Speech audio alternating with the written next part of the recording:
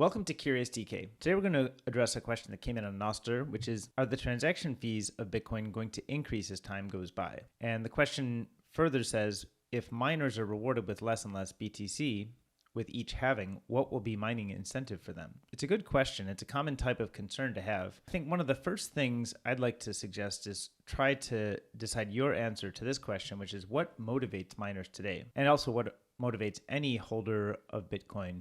Is it more Bitcoin ownership or is it more US dollar ownership? And I know it might sound like I'm kind of being a little too cute here. If you're kind of new to thinking about this, you might be thinking if you judge your own net worth in US dollars, then you're thinking about the amount of Bitcoin you have in US dollar terms, like based on an exchange rate you might be able to find on an online chart exchange. It's a reasonable starting point because you're thinking I want to get Bitcoin so that I can hold it until it's worth more and then I can sell it for US dollars and then I have more US dollars to buy the things I want to buy. I think a better way to think about Bitcoin and kind of gives you more clarity on the kind of answers to the types of questions you're asking are think about Bitcoin ownership as your stated goal. Like you want to own more Bitcoin because Bitcoin will give you the ability to demand the types of services that you want. Maybe today you use US dollars to demand those services. You might use US dollars to pay for a coffee at a coffee shop or to buy a house.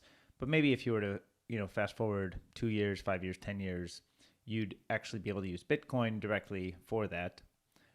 And at that point, you really care about how much Bitcoin you have. You don't care about how many US dollars you have. And there's a lot of factors at play here, like, that the US dollar supply is being greatly increased. And so you don't really know what you will own later. If there's lots of dollars, then dollars are not that scarce. Then you need more of them to buy a given piece of real estate, say. Whereas Bitcoin has scarcity built in. So this is a common meme that you might know if you're familiar with Bitcoin, but since you said in the previous message that you're a bit newer to Bitcoin, I thought I would share it.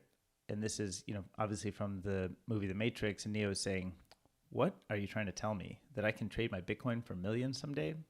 And Morpheus says, no, Neo, I'm trying to tell you that when you're ready, you won't have to.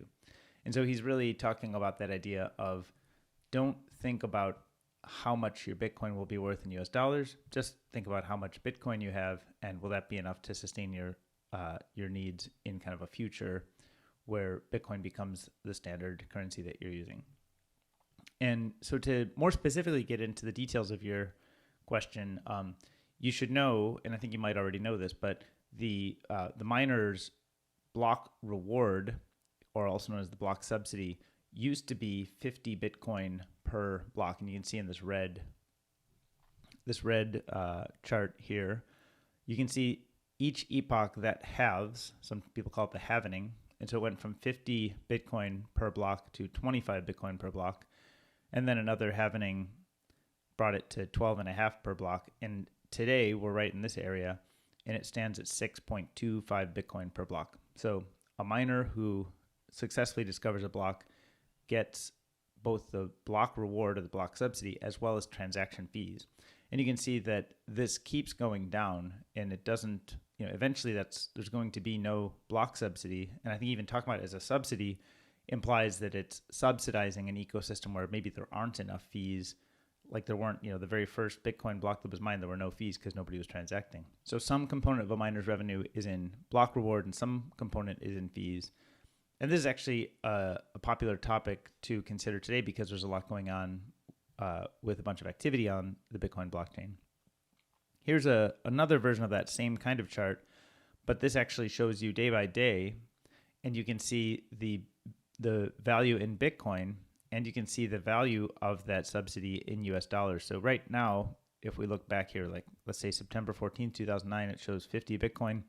And the dollar value equivalent of that is not shown. And then when you get to the first time on the chart where the dollar value equivalent is shown, it's 50 Bitcoin, but the US dollar value of those 50 Bitcoin is only $3.07. And so you could say, like, would people mine Bitcoin if all you're going to get for discovering one is $3.07 worth of US dollar value?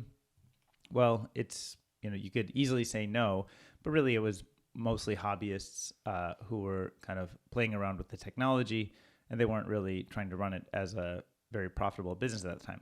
But you could use it to get 50 Bitcoin. And so if you value the 50 Bitcoin, you want to hold those then paying $3 of electricity or mining cost to own those could be worth it. And remember, there is real cost to doing the mining operation. Even at a small scale, you're spending money for to own the miners and to own and to use the electricity. But as the price of Bitcoin grew, even with the 50 Bitcoin block subsidy, back here it was worth say $600 for discovering a block. Then the block subsidy halved right here, but you can see the price was still increasing a bit. So here you're getting 25 Bitcoin, but that's worth $1,100. You're getting fewer Bitcoin, but it's worth more in US dollar terms. And you need US dollars if you're running a mining operation. You need to be able to pay for your expenses, your miners you may need to buy in US dollars. Almost certainly your energy, if you're buying it from a third-party supplier, you're paying US dollars or some other fiat currency for that. And you can see that even though you're earning less Bitcoin, the US dollar exchange value of that Bitcoin is increasing. It kind of goes up and down. There's obviously a lot of volatility in the price of Bitcoin. But here is the lowest we've ever seen. They say 6.3 here. That's rounding up from 6.25. So 6.25 block subsidy, but in US dollar terms, that's been as high as, what's the peak here, about $400,000. And if you look at it, in May of 2023, where we are today, it's 179,000 US dollars, but still 6.25. So like I said, you have to really decide, are you focused on the price of Bitcoin exchanged to US dollars? Are you just focused on how many Bitcoin you're getting? And I think as a miner or as a holder, it's worth really trying to understand that. And if, as best you can, if you really believe in Bitcoin, you should be trying to anchor your thinking toward how much Bitcoin you own and not what the exchange value is back to US dollars. Here's a tool that's pretty good called Mempool Space, and it gives you a little bit of a picture. These are each block that's being mined, and you can understand more about how the fee structure and the block reward works. So we're just going to click into this one, block 788809. That's one that was just discovered 19 minutes ago. And you can look here at the total fees, and the total fees is 4.74 Bitcoin. And of course, the block subsidy is 6.25, so the subsidy plus the fee is just under 11 Bitcoin.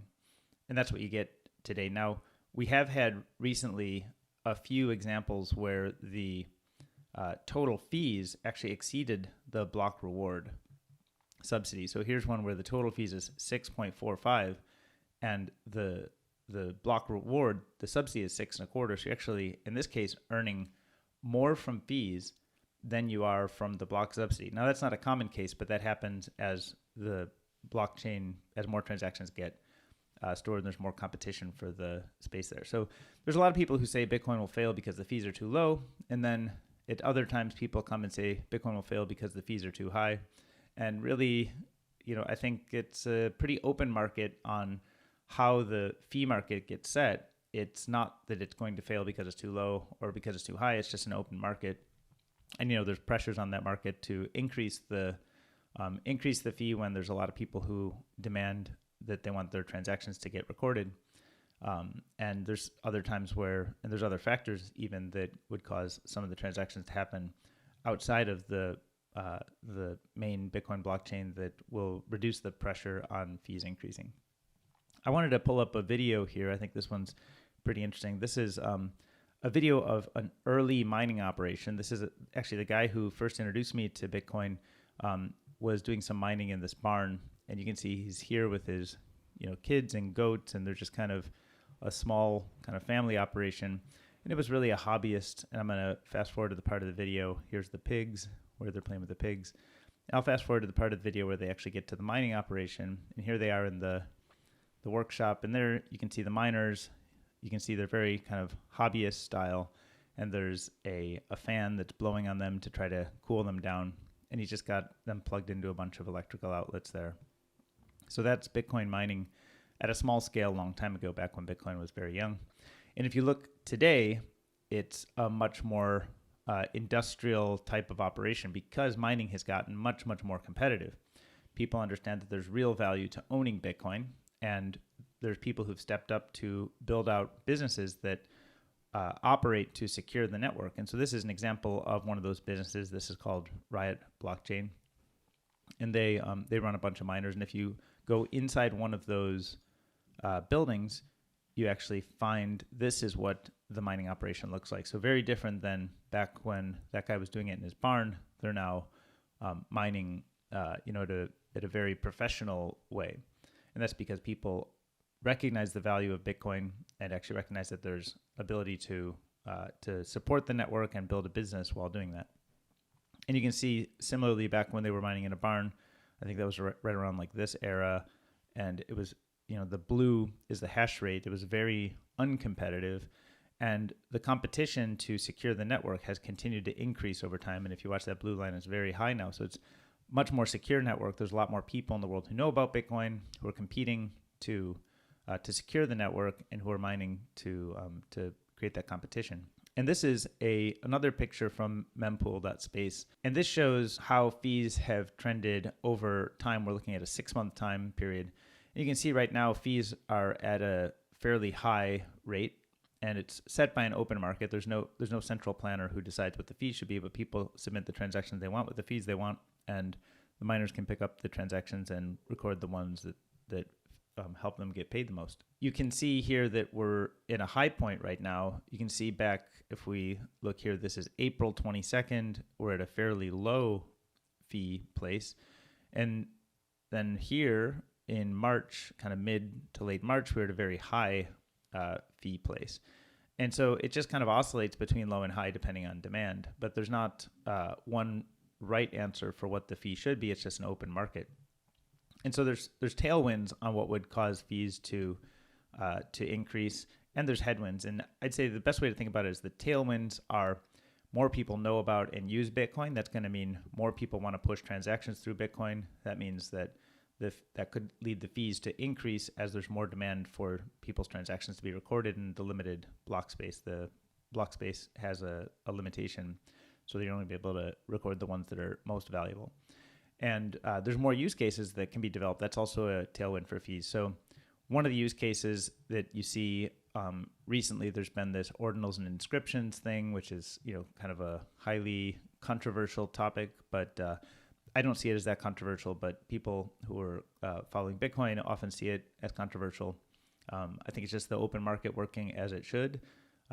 People want to store, effectively JPEGs and NFT-like things on the Bitcoin blockchain. It actually takes up a lot of space to do that, but it's an open market and you can kind of do what you want. And if people value that and that's what they want to do with it, and they want to pay for that to be stored there, I think that's fine. And then the fee headwinds, so the things that would cause the fees to be reduced, are that more transactions move to Lightning or other layer 2s. And Lightning Network is a way to do payments on a layer on top of Bitcoin. So you do the payments with kind of a different security model, and you only write the result of all of the payment interactions to the Bitcoin blockchain much more infrequently. And so you only have to pay the Bitcoin, the transaction fees, when you're settling from your kind of payment layer down to your kind of persistent layer of the layer 1, which is what we call the Bitcoin blockchain. So there's, if more and more layer 2 and other types of payment technologies get built that don't need to record with as much certainty as the Bitcoin blockchain provides, then that could be a headwind on fees. So I think we're going to see tailwinds and headwinds. Primarily, we're probably going to see tailwinds on fees as more people recognize that Bitcoin is got certain properties that distinguish it from other methods of storing value or paying. And so if you want an open payment network, certainly the best choice we've ever seen, and probably the best choice we will see. And so more people will adopt it. And as more people adopt it, more fees will get generated as more transactions get stored. To revisit the original question, is the transaction fee going to increase as time goes by? I'd say the likely answer is yes, but really it's an open market and the transaction fees are going to be exactly what they should be depending on the supply and demand of the network. So that is the conclusion I come to. I hope you enjoyed learning about this. And if you have follow-up questions, please ask. I'd be happy to answer. And if you like what you're learning here, give the channel a subscribe, tap the notification bell, and like the video. And that'll help get the message out to more people who want to learn about this, and we can all learn together and try to help make the world a freer place.